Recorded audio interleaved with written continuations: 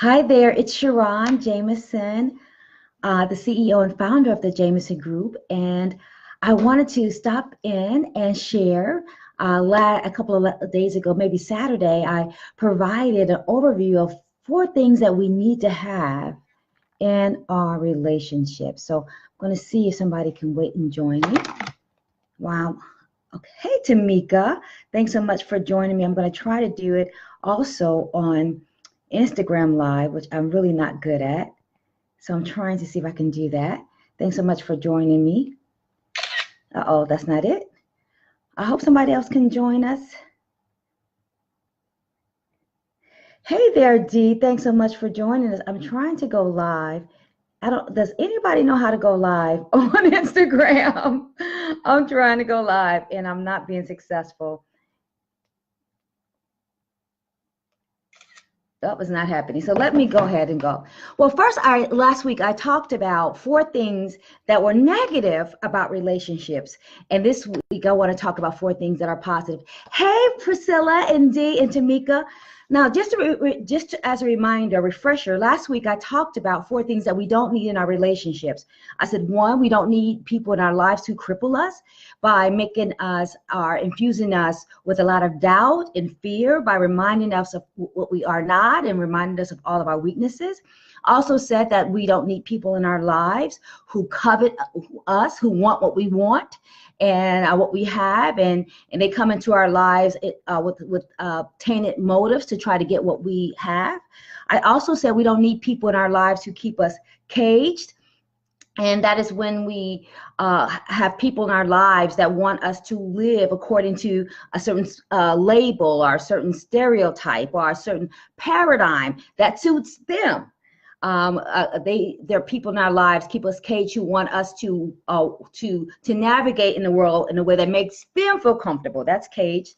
And I also said that we don't need people in our lives who make us comfortable. Hey, Sean and Eric, those are people who come into our life who really don't stimulate us, don't encourage us. They want us to do what we've always been doing. And many times they're not doing anything, and so they don't want us to do anything. And so we are in this sense of relationship with people who are not moving forward. So those are the 4 ones that I talked about that were negative, that we really don't want those types of people or those types of connections in our lives, because those types of connections don't help us bear fruit. We want to bear fruit. Remember, our relationships are to help us produce something, help us to perform something, help us to grow something. Our relationship should be fruitful, right? So we talked about that. So here are the 4 I want us to consider when we're thinking about what do we need in our lives? What types of relationships, what type of connections do we need? Because if we remember, everything in our lives is created, is cultivated, and carried on ships. Relationships, companionships, mentorships, fellowships, sponsorships, everything is cared for, created, and cultivated by relationships. So what are the 4 things that we need? Hey, Cleo Gonzalo. 1, we need friends who challenge us. Challenge is the word. We need people in our lives who are in our lives, hey, Shelly, who challenges. That means that they provoke us, they invite us, they persuade us, they push us, they pressure us, whatever they need. We need people in our lives who challenge us to be the highest version of ourselves, right? Because there's friction makes us fruitful. Friction makes us fruitful. Hi, Imani. And so we need to think about what are the areas that we need people in our lives to challenge us on so that we don't become complacent and succumb to mediocrity. What are those 4 things? 1, we need people to challenge us around our character. Our character is that sum total of our values, our ethics, our standards, how we operate in the world. And we need people sometimes to push us to be who we say that we are, because it's always tempting to be somebody that you're not. When we have peer pressure or financial pressure, or when we are tempted by profits and popularity and prestige, sometimes we're tempted to be somebody that we're not. So we need people in our lives who really challenge us to be who we say that we are. People who are in our lives to say that, you know what, this is your declaration of who you are, but where's your demonstration of who you are? And we need people in our lives to push us, because at times we all contradict our calling if we're not careful. And you never want to contradict your calling, because when you contradict your calling, people lose trust in you, you lose credibility, and then you lose influence and impact in the world. So we need people in our lives to challenge us, to help us, or to ensure, or to act as a safety net, that we don't contradict our own calling and forfeit our position and forfeit the opportunity to lead, forfeit the opportunity to have influence, forfeit the opportunity to have an impact in people's lives. Hey, Rosalind and Tanya, we also need people in our lives to challenge us to be more courageous. We are more successful and more fulfilled, and we live a more peaceful life when we take a risk to honor who we are. We need to honor who we are. Hey, Tamika. And so sometimes it's hard to take risks by ourselves. But when you have people encouraging you, which means to give you courage, to help you feel less fear, to persuade you to move forward in your life, you're more fruitful, you're more successful, you take more risks, you will stand out and follow your own conscience and not the crowd. You will follow your own truth and not tradition. You need people in your life who challenge you to take more risk, to be more courageous, because if not, you risk living a life of limits. You risk living a life of settling for less. You might be safe, but you won't be satisfied. And we have to remember that safety is not satisfaction. But if we don't take risk, we will just accept what someone else deems that we are worthy of, versus doing and getting what we think that we should be getting. So that's really, really important. We also need people in our lives, here's the thing, to challenge us to be more creative. I think sometimes in our lives, we look at our situations and we don't look at opportunities, and we don't look at options. I think in life we have to ask ourselves, hey, Brenda and John and Tracy, in life we have to ask ourselves, is this a problem or a project? Is this an obstacle or opportunity? Is this a roadblock, or is this an opportunity to grow? And we need people in our lives who challenge us to be creative, because if we don't have people in our life challenging us to be creative, we will think that what we see is all there is to see. We will become more myopic. We will become more limited in our understanding, more limited in what we see. So you need people in your life who challenge you to look at options, to evaluate opportunities, so that you don't live a truncated, myopic life. We need options, and sometimes we need people in our lives who challenge us to look at things that we don't see. We need people in our lives to help us make the invisible visible, so that we can see other opportunities for us to grow, for us to bloom, for us to make a contribution to the world. Hey there, Kim and Tasha and CJ. So we need people in our life who challenge us to be creative. We also need people in our life to challenge us to stay in the midst of conflict. I think many times people leave situations because they don't want to have a confrontation. But in the midst of confrontation, that's when we get clarity. When we have confrontation about our philosophies, our confrontation about our perspectives, confrontation about a dilemma, we are able to clarify and crystallize what's important to us.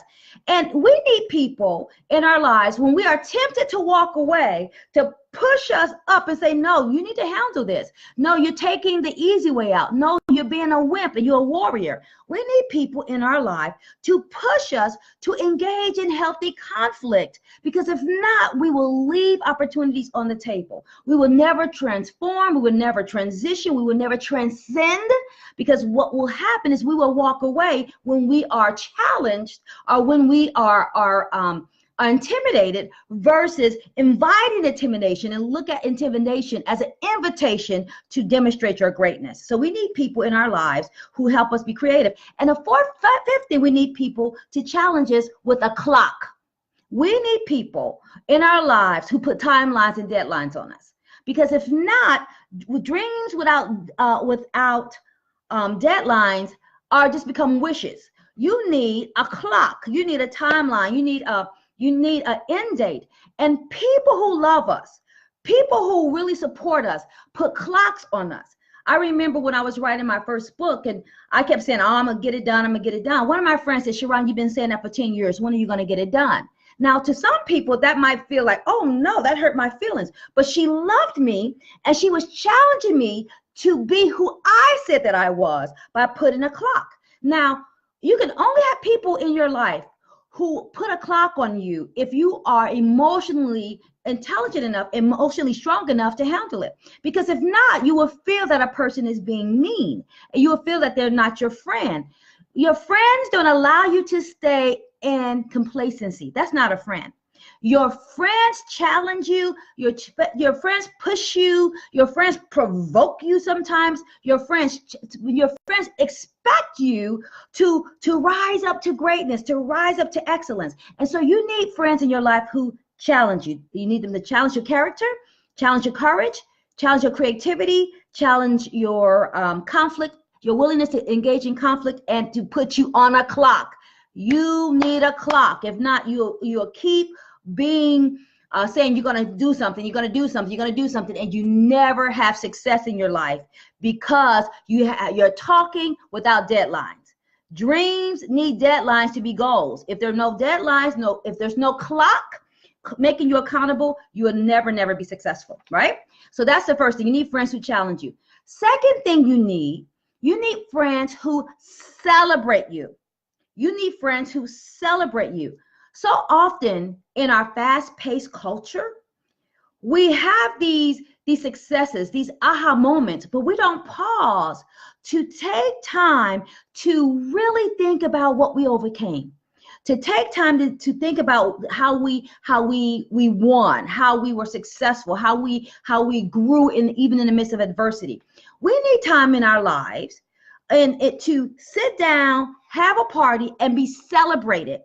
Because if you don't celebrate what you have done and what you have accomplished, you don't have a memory of it. We need memories. Why? Because our old testimonies help us for new tests. Our old testimonies help us handle new tests.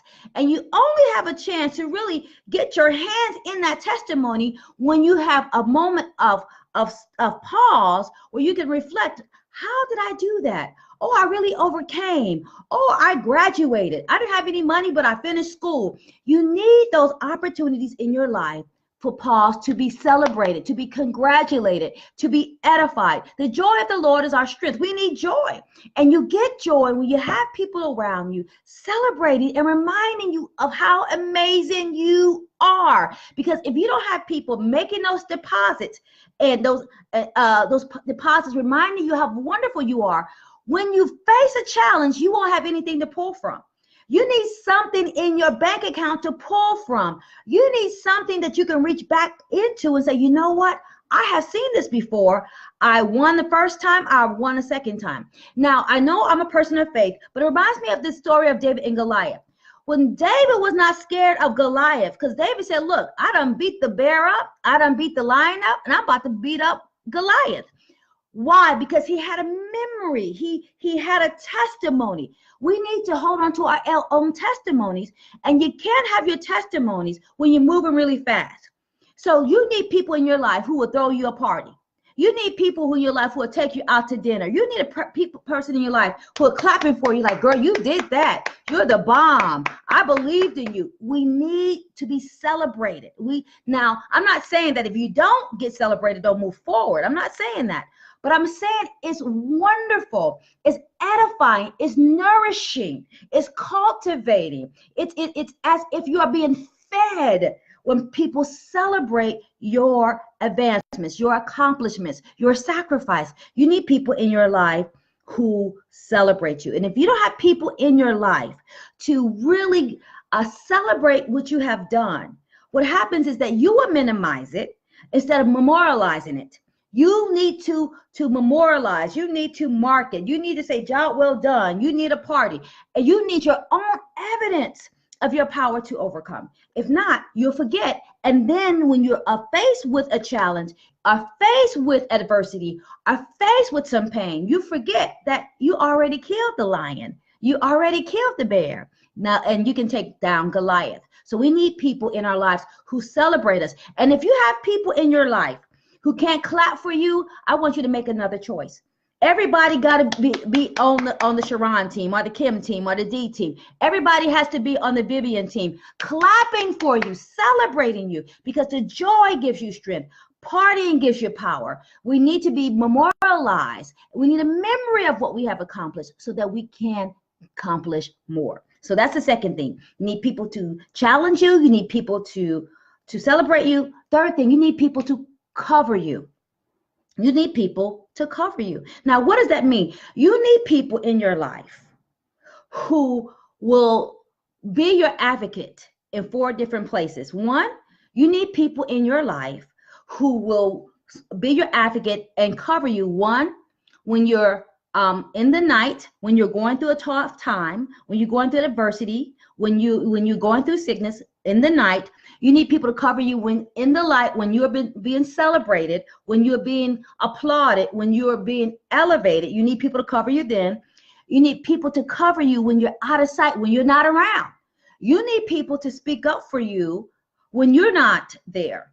So you need people to say, well, you know what? When other people are messing with your reputation, you need people to say, you know what? That doesn't sound like Sean. That doesn't sound like something Stacy would do. You need people to cover you when you're out of sight. So I want you to think about, do you have people in your life who can cover you at night when you're going through adversity, in the light when you're being applauded and elevated and being successful, when you're out of sight, when you're not around, and in a fight? Do you have people who are willing to fight for you?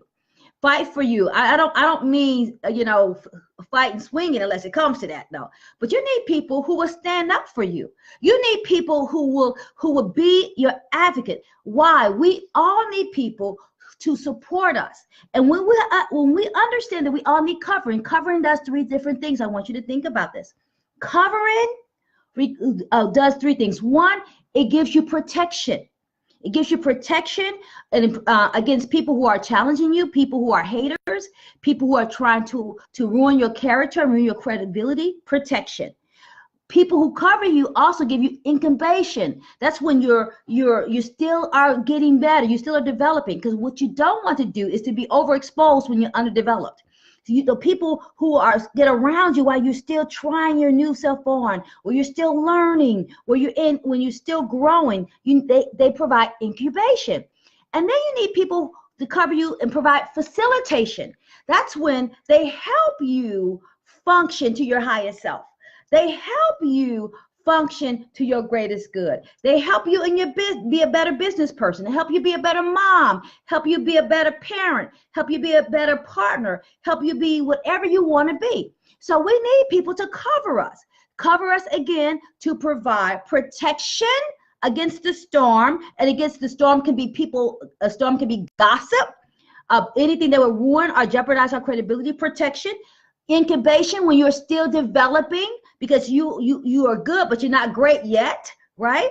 And facilitation to help you proceed, advance forward.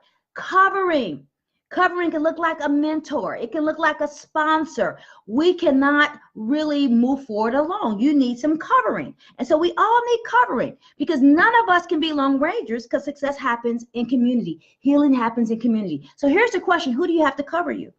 Yeah? Who do you have to cover you? And if you have no one covering you because they don't love themselves enough, you're in trouble. Because people can only cover you when they are confident in who they are, when they possess emotional intelligence. They can only cover you when they're not spiritually fragile. So we need people who know how to have a sense of self-mastery, because if they can't master themselves, they can't provide covering to you. Right? So we want to make sure that we need people to help us cover. 4, we need people in our lives who know how to care for us. Right? Now, people care for us based on 2 things that we have to think about: who you are as a person and your purpose. Who you are as a person and your purpose. Why? Because our purpose will require stuff of us for us to walk our purpose out. For example, and if you can share the video too, I would really appreciate it. Share the video, I would really, really appreciate it. Should have said that. For example, I'll just use me as an example. As a minister, I need somebody in my life, and as a businesswoman, to love me as SharRon, but also to love me understanding that I'm a minister. So how I maneuver and navigate in the world, they will need to care for me in that perspective. And that means that they cannot treat me how they want to be treated. They have to treat me how I need to be treated. And the only way that you can have people care for you in a way that you need to be cared for is to tell them what you need. One of the things that I do very quickly when people come into my life and we start to be friends, I tell them how they need to win at loving me. And I ask them, how do I need to win at loving you? How can I support you? How do I need to serve you? Because if not, we start practicing on people and we start giving people stuff that they don't want nor that they need.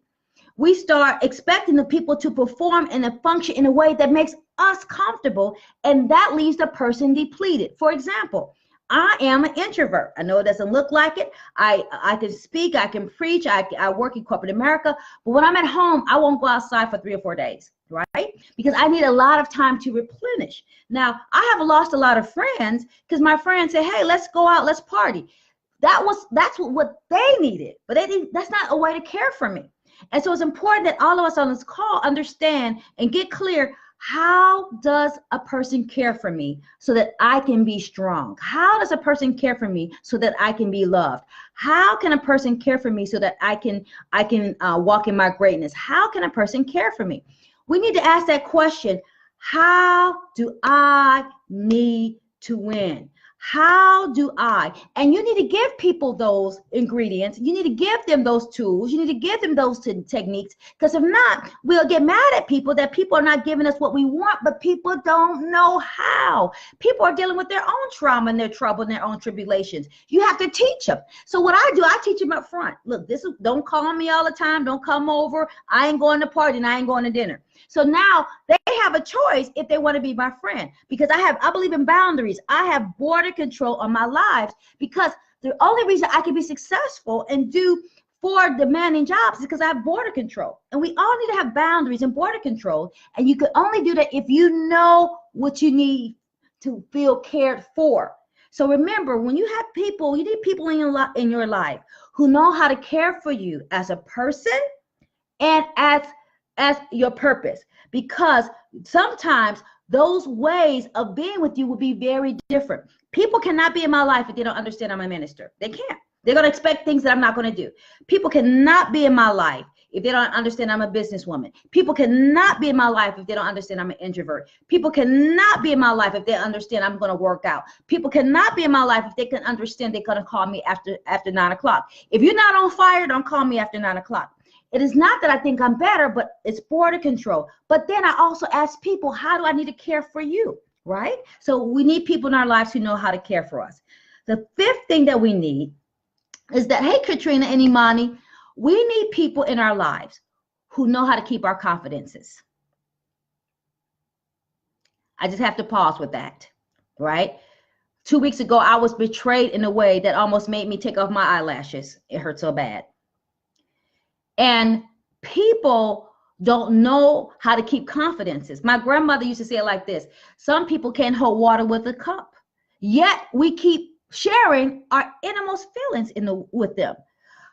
If you have a confidant, if you have 2 or 3 in a lifetime, you are so lucky. You're so blessed, because people have to have a high level of emotional intelligence, spirituality, self-sufficiency, self-mastery, self-love to love you and to hold your confidence. Because if not, their motives will not be pure, and they will use access to you to manipulate you, to hurt you, to sabotage you, to betray you, to degrade you, to deny you, to derail you, and the list goes on, because they're working out of their own pathology.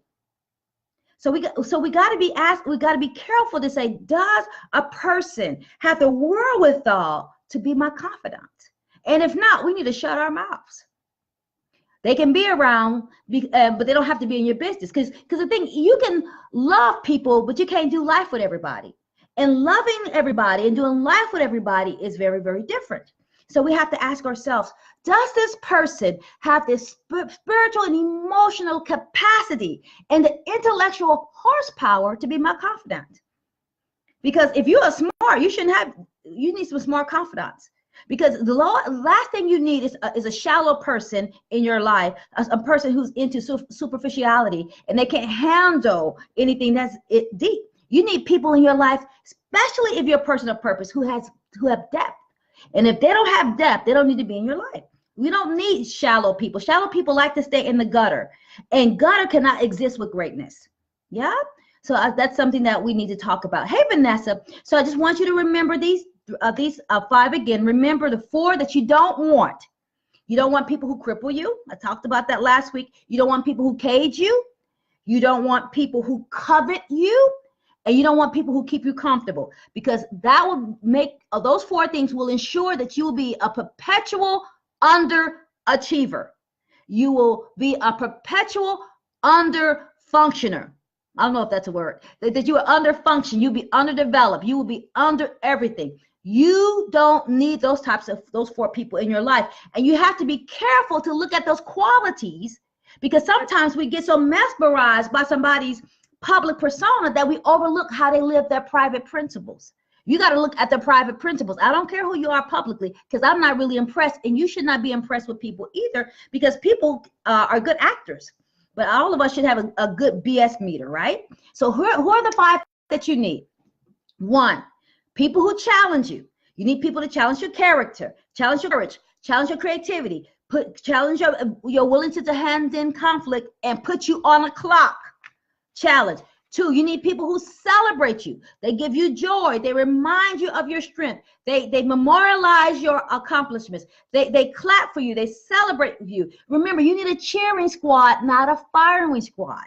So you need people to really be hooray, hooray, hooray. They need to help you. They need people to acknowledge that you're doing well. Hey, Edward and the Glory. 3, you need people who cover you when you're weak, covering you when you're down, cover you when you're not around. You need people, again, to act as an incubator and as a facilitator and as protection. You need that.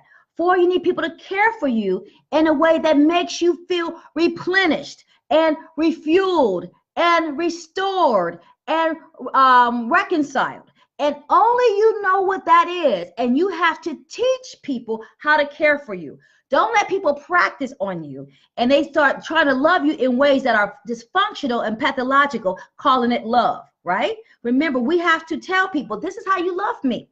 Now, if you love me this way, that's fine. If you stop loving me how I need to be loved, I will have to make some different choices, right? And the last thing, you need people who you can confide in. This world, especially if you're a person of purpose, this world is challenging. And you need somewhere, a safe place, I would say a sanctuary, where you can take off your makeup, take off your personas, take off your mask, and say, you know what, those people getting on my damn nerves, right? Or I am overwhelmed, or I'm failing, or I'm scared. You need a place that's so secure, that is like a vault, that you know whatever you say, that it will stay. And so we need those types of people in our lives, right? So we got to make sure we find those people in our life. And we can't be so hungry that we get hasty, because hunger makes you hasty. And when you're hasty, you make bad decisions. So we want to make sure that we're not so hungry and so thirsty that we just choosing anybody, right? Because even though people are available, doesn't mean that they're suitable. Availability and suitability are not the same things, right?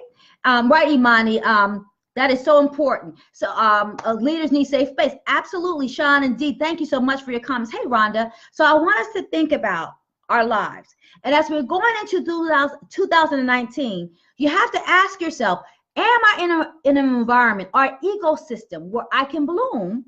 Or am I in a cesspool of contamination and I'm withering? I'm dying. Am I acting like I'm a parked car because I'm sitting around other people who live their lives like parked cars? We have to really ask ourselves, because I don't care if you make 15,000 resolutions. If you are in bad soil, you're not going to bloom. And it's okay for you to make different choices. Just because you were birthed in one place doesn't mean you're bound to it. Because sometimes we are birthed in some place and then we move on. Then we build in another place and then we move on. We blossom in another place and we move on. You need different people in your life for different seasons, different stages, and different situations and different levels of success. And it's okay. You don't have to be tethered to someone just because they knew you in 1953. You know, and if a person is not growing, you do a detriment to yourself, because if they're not growing, you don't have time to always reach back and pull your wagon in their wagon. You got to let the wagon go, because if you keep on, you will both succumb to mediocrity and you both will lose momentum. Yeah. So I hope this has been helpful. Thank you so much. I want you to please, I have a free ebook that goes over some of this information. I want you to download the free ebook. The free ebook also has 4 videos, short videos, and worksheets when I talk about some of this information. I'm going to talk about relationships, because can I tell you this? All the problems, all my failures was because I picked the wrong people, because I got hungry. I got mesmerized by their popularity and not understanding that they didn't live principles. I got so enamored with their public persona, I didn't realize that they were a pimp and a prostitute. I'm talking about spiritually.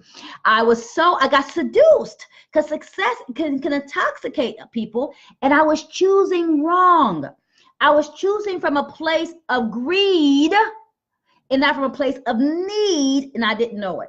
Why? Because my greed for success, my greed for resources, my greed made me be a glutton, and I was picking people from a place of greed versus a place of need, and the people that we need might not look like us. Believe me, most of my clients, I wish I had more Black clients, but however, they don't want to hire me, so I go with people who hire me.